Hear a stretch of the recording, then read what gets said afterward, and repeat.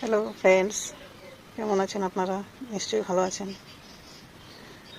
এই যে আজকে আমার বাগানের আপডেট দিচ্ছি কিছু। এখানে রিওগুলো গোল করে লাগিয়েছিলাম, আর সানডেতে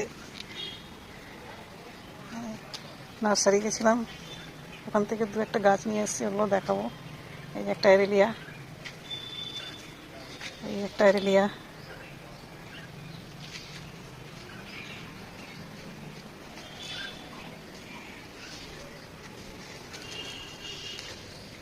এই গাছটা নিয়ে এসেছি।